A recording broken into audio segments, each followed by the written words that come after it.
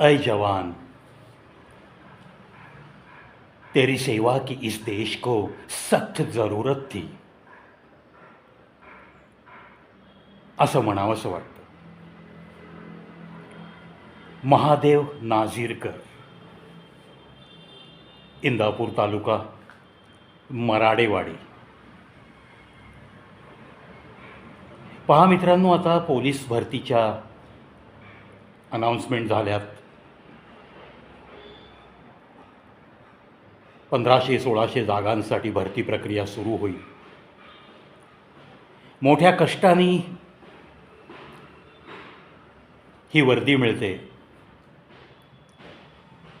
परीक्षा, लेखी परीक्षा, त्यानंतर तोंडी परीक्षा, फिजिकल चाचणी, असे सगळे सोपस्कार पूर्ण झाल्यावरती एखाद्या घरातला एखादा दीपक हा पोलीस भरती होतो.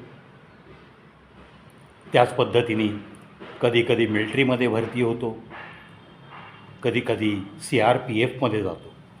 आज महादेव नाझीरकर अशाच कष्टामुळं महत्प्रयासाने CRPFचे जवान म्हणून भरती झाले होते. वय वर्ष 34. अहो, एखाद्या मोहिमेमध्ये शत्रूची गोळी लागून जर देहावसान झालं तर त्या मरणाऱ्यालाही समाधान असतं आणि त्याचे आईबापांनासुद्धा त्या दुःखाचासुद्धा अभिमान बाळगत जगण्यामध्ये एक वेगळी गोष्ट असते. पण आज महादेव नाझीरकर CRPFमध्ये मुंबई येथे कार्यरत असलेला हा जवान सेंट्रल रिझर्व्ह पोलीस फोर्स CRPFमध्ये नोकरी मिळाली या आनंदात सगळ्या कुटुंबाचं जीवन व्यवस्थित सुरू होतं. आणि 2-4 दिवसापूर्वीच सुट्टी मिळाली म्हणून आईवडिलांना भेटण्यासाठी तो गावाकडे येत होता. आपलं लेकरू खूप दिवसांनी आपल्या घरी येतं आहे म्हणून बाप आनंदित झाला होता. आणि साहजिक आहे ना, आईवडिलांच्या डोळ्यामध्ये त्या मुलाची वाट पाहणं होतं. खूप आतुरतेने ते वाट बघत होते. आणि मग मोबाईलचा जमाना, जेव्हा निरोप मिळाला की आपला महादेव आला, येतोय, म्हणून त्या लोणी देवकर या गावाजवळच्या तोंडे वस्तीजवळ, कदाचित त्यांचं घर आतमध्ये असावं, इंदापूर तालुक्यातलं हे छोटंसं गाव, मग आपल्या लेकाला प्रवासातनं आल्यावर जास्त चालावं लागू नये, त्याला घरी येण्यास उशीर होऊ नये म्हणून जसा कुटुंबातला एखादा व्यक्ती आपण आपल्या कुटुंबातल्या व्यक्तीला जसा आणायला जातो, मग भले तो स्टेशनपर्यंत येवो किंवा स्टँडपर्यंत येवो किंवा अशा खेडेगावाच्या बाबतीत हायवेच्या कॉर्नरपर्यंत येवो, मग आतमध्ये त्याला गावापर्यंत आपण आपल्या मोटरसायकलवर घेऊन येऊ, हे प्रेम तुम्ही आम्ही सगळेच दाखवतो. त्याच पद्धतीने महादेव यांचे वडील त्यांना आणण्यासाठी गेले. लोणी देवकर पुणे सोलापूर हायवेवरचं एक गाव. त्या ठिकाणी कदाचित बसवाल्याला विनंती करून किंवा बसचा थांबा असावा, महादेव यांनी तिथं उतरणं पसंत केलं. आता तिथून रस्ता क्रॉस करून वडील न्यायला येणार आणि त्यांच्या गाडीवर आपण आपल्या घरी पोहोचणार. तो मनाने कधीच प्रवासात असतानाच त्याच्या आईजवळ पोचला पण असेल. वडिलांशी त्याने गप्पा पण मारल्या असतील बसमध्ये बसल्या बसल्या, मनातल्या मनात. कारण अहो, इतर नोकरदारांसारख्या यांना वारंवार रजा मिळत नसतात. महत्प्रयासाने यांना सुट्टी मिळते. महत्प्रयासाने यांना आपल्या कुटुंबियांच्या सोबत वेळ घालवण्याचा मौका मिळतो. आणि अशीच संधी या महादेवला मिळाली होती. त्या संधीचा सदुपयोग करायचा, कुटुंबियांच्या सोबत वेळ काढायचा म्हणून तो पण खूप आतुर होता. बसमधून उतरला, पण नियतीला हे मान्य नव्हतं. समोर रस्ता क्रॉस केल्यानंतर वडील येऊन थांबलेले. त्यांनी कदाचित आधीच फोन केलेला, मी येऊन थांबतो र, तू चालत येऊ नको घराकडं. खेड्यातल्या बापाचं प्रेम. बाप तो शहरातला असो किंवा खेड्यातला असो, अहो आपल्या लेकरासाठी वाटेल ते करण्यासाठी तयार असलेला तो बाप. आपल्या लेकराचं पोट भरावं म्हणून स्वतःच्या पोटाला चिमटे घेऊ शकणारा तो बाप, आपल्या लेकाला पायात बूट चांगले मिळावेत म्हणून फाटके चपलीला 3-3 वर्ष टाके मारणारा तो बाप. बाप हा बापच असतो ना, बापच असतो. आपल्या व्यथा, आपली कथा कधीही आपल्या लेकराच्या मनापर्यंत पोहोचू नये याच्यासाठी आयुष्यभर धडपडत, कष्ट करून, अनेक त्याग सहन करून सुद्धा चेहऱ्यावर आपल्या लेकरासमोर मस्त हास्य मिरवणारा तो बाप. मला तर असा बाप लाभलाय, जो मरताना सुद्धा, यातना होत असताना सुद्धा जेव्हा मी विचारतोय अरे दद्दू क्या हो रहा है, तेव्हा सुद्धा हसत हसत कुछ नाही बेटा असं म्हणणारा बाप. या आपल्या महादेव या लेकाला रिसीव्ह करण्यासाठी, त्याला आणण्यासाठी हा बाप गेलेला. आपली मोटरसायकल एका कडेला लावून, स्टँड लावून आपल्या मुलाची मोठ्या आतुरतेने वाट पाहत उभा राहिलेला बाप. एका बसमधून तो मुलगा उतरतो सुद्धा आणि रस्ता क्रॉस करून आपल्या बापाकडे जायला निघतो आणि अचानक एका भरधाव वाहनाची धडक त्याला बसते आणि महादेव रस्ता क्रॉस करता करता आपल्या बापासमोरच त्याचा प्राण जातो. उडवलं जातं त्याला भरधाव वेगात येणाऱ्या त्या वाहनाने, त्या बेदरकार ड्रायव्हरच्या चुकीमुळं आणि स्वतःच्या थोड्याशा दुर्लक्ष झालेल्या त्या स्वभावामुळं. कदाचित बापाला भेटण्याची आतुरता, डोळ्यासमोर तरळत राहणारा तो आईचा चेहरा, या सगळ्या गोष्टींकडे लक्ष गेल्याने या महादेवचं त्या रस्त्याकडे लक्ष नव्हतं असंच म्हणावंसं वाटतं. शेवटी accident is always an accident. अपघात हा अपघातच असतो, तो टाळता येत नसतो. विधिलिखित काही गोष्टी असतात असंच मानावं लागतं. पहानं, जो बाप आपल्या लेकाला घरी नेण्यासाठी मोटरसायकल घेऊन येतो, आपल्या गावात त्याला चालत यायला उशीर होऊ नये या सद्भावनेने येतो. आपला लेक आपल्याला दिसणार आहे, आपल्याला भेटणार आहे, त्याच्यासोबत आपण 2-4 दिवस मस्त मजेत घालवणार आहोत, अशी स्वप्न रंगवत तो गावातनं निघालेला बाप त्या हायवेला पोचतो काय आणि त्याच्यासमोर त्याच्या मुलाला अपघात होतो आणि त्या अपघातात काहीही संधी न मिळता तो मुलगा मृत पावतो, मरण पावतो.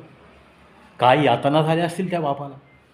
स्वतःचं लेकरू, स्वतःचं पोटचं लेकरू एका वाहनाने उडवून दिलं आणि ते रस्त्यावर आदळून मरून जातं, त्याचे प्राण निघून जातात. आणि ते सुद्धा CRPFचा एक जवान, ज्याने देशासाठी सर्वस्व अर्पण करण्याची मानसिक तयारी केली होती, असा तो जवान, ज्याच्या सेवेची आपल्या देशाला, आपल्याला, तुम्हाला, आम्हाला अत्यंत आवश्यकता होती, असा तो जवान, जो महत्प्रयासाने अशी नोकरी मिळवण्यात तो सक्सेसफुल झाला होता, त्याला त्यात यश मिळालं होतं, असा तो जवान. आणि त्याचं असं अपघाती मरण व्हावं, रस्ता क्रॉस करताना त्याचं मरण यावं, याच्यापेक्षा दुर्दैवी गोष्ट नाही. हे तुमचं आमचं खूप मोठं नुकसान आहे. नंतर सरकारी इतमामात त्याचे अंत्यसंस्कार वगैरे झाले हे सगळं ऐकतो आपण. पण महादेव नाझीरकर एका बापाचं हे होतकरू लेकरू निघून गेलं ना हो काळाच्या पडद्याआड, वेळेच्या आधी. जे प्रोफेशन त्यांनी स्वीकारलं आहे तिथे जर त्याचा मृत्यू झाला असता तर ते खूप वेगळं वाटलं असतं आईबापाला. पण हकनाक एका सिव्हिलियन, एका ड्रायव्हरच्या नेग्लिजंट ड्रायव्हिंगमुळं त्याला मृत्यू यावा, याच्यासारखी शोकांतिका दुसरी नाही. मित्रांनो, तुम्ही आम्ही बऱ्याच वेळा रस्ता क्रॉस करताना गाफील राहतो. या शिवरात्रीच्या पार्श्वभूमीवर, शिवरात्र अजून लांब आहे, या महादेवाला तो महादेवसुद्धा वाचवू शकला नाही. नियतीच्या मनात काय असतं कुणालाच काही कळत नाही. माझे असेच 2 मित्र रस्ता क्रॉस करताना गेले, त्यांच्या आठवणीसुद्धा जागृत झाल्या. माझा एक वकील मित्र, जो जेव्हा जेव्हा मला भेटायचा तेव्हा तेव्हा त्याने एक वाक्य उच्चारलं, अरे प्रशांत भाई, तेरे को जब मिलता हूँ ना तो बहुत अच्छा लगता है और दिन भी अच्छा गुजरता है. बस तेरे साथ 5-10 मिनट की हंसी मजाक के साथ बात करता हूँ तो न जाने कैसे एनर्जी प्राप्त होती है, पता नहीं चलता. शुक्रिया दोस्त, असं म्हणणारा माझा मित्र, जेव्हा जेव्हा भेटला तेव्हा तेव्हा एन्थुझियास्टिकली ही गोष्ट कबूल करणारा माझा मित्र, एका ट्रॅव्हल्सच्या लक्झरीने तो पुणे इथे आला होता. आणि काम उरकून सोलापूरकडे परतत होता. रात्रीचा प्रवास होता. पॅसेंजर लोकांना फ्रेश होता यावं म्हणून लक्झरी एका कॉर्नरला थांबली होती रस्त्याच्या.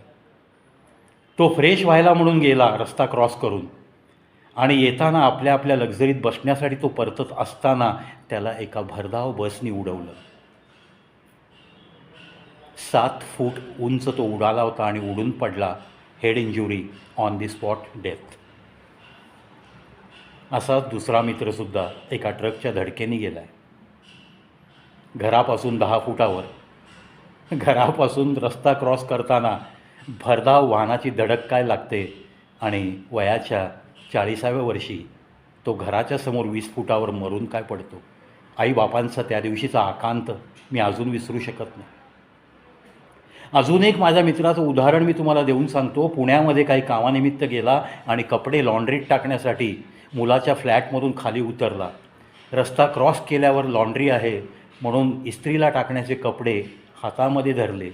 एकदा रस्त्याच्या ज्या साईडनी वाहन येऊ शकतं तिकडं पाहिलं, परंतु अंदाज चुकला.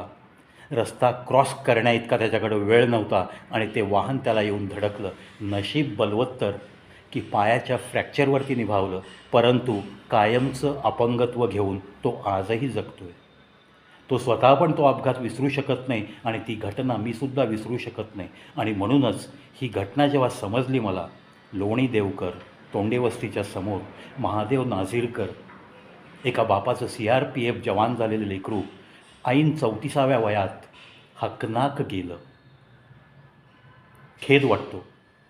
मग इतर समाजाने सावध व्हावं म्हणूनच सोशल अवेअरनेस या कॅटेगरीमध्ये हा व्हिडिओ बनवतो आहे मी. अर्थात नाझीरकर कुटुंबीच्या दुःखात अतिशय संवेदनशीलतेने मी त्यांच्यासोबत आहे असं सांगायलासुद्धा हा प्रवी विसरणार नाही.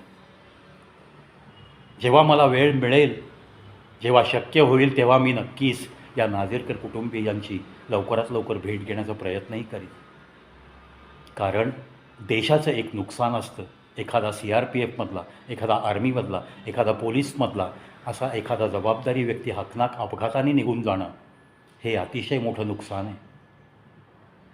अहो, त्या वर्दीला मरणाची भीती नसते कधी, पण त्या वर्दीला दुश्मनचा खात्मा करताना जर मरण आलं तर चालेल अशी प्रतिज्ञा त्यांच्या मनात नेहमी असते, आणि ती त्या वर्दीच्या प्रत्येक धाग्यातनं डोकावत असते ती प्रार्थना. म्हणूनच वाईट वाटतं की अशा अपघाती निधन या CRPF जवानाला आलं. महादेव, तू असा अवचित सोडून गेलास आपल्या आईवडिलांना, खूप मोठं दुःख देऊन गेलास. त्याच्या आत्म्यास सद्गती लाभो अशाही प्रार्थना मी आवर्जून करतो. कवी प्रवीज शो यूट्यूब चॅनल नाझीरकर कुटुंबियांच्या दुःखात नक्कीच सहभागी आहे. मित्रांनो, चला सावध राहूयात. रस्ता क्रॉस करताना दोन्ही साईडला व्यवस्थित पाहून, वेळेचा अंदाज घेऊन, येणाऱ्या जाणाऱ्या वाहनांच्या स्पीडचा अंदाज घेऊन, भलेही तुमच्याकडं पाहणाऱ्या व्यक्तीला तुम्ही बावळट का वाटेनात, ही भावना जरी मनात आली तरी त्या बावळट वाटण्यापेक्षा तुमची जान खूप प्यारी आहे, तुमचा जीव खूप प्यारा आहे, हे विसरू नका. आणि व्यवस्थित आपल्याला, तुम्हाला, आम्हाला वेळेच्या आधीच हे जग सोडून जायचं नाही आहे. अपघाती मृत्यू तर नकोच नको. त्यामुळं प्रत्येकाने काळजी घेणं नितांत गरजेचं आहे. ड्रायव्हिंग करणाऱ्यांना मी सांगतो की इतकं रॅश आणि निग्लिजंट नकानं चालवू. ज्या ठिकाणी वस्ती सुरू होते एखाद्या हायवेच्या आजूबाजूला, तेव्हा तुम्ही जरा जपून वाहनं चालवा. प्रशासन प्रयत्न करतं, ठिकठिकाणी स्पीड ब्रेकर केले जातात, पण काही ठिकाणी असं काही नसतं. त्यावेळेस तुम्ही स्वतः काळजी घ्या ना. म्हणून ड्रायव्हर लोकांना हात जोडून विनंती, तुम्ही ज्याला उडवताय त्याची कदाचित देशाला, एखाद्या कुटुंबाला खूप खूप आवश्यकता असू शकते. त्याचा जीव जाऊ शकतो एखाद्याचा. हे भान ठेवतच ड्रायव्हिंग करा, हीच सगळ्या चालकांनासुद्धा नम्र विनंती.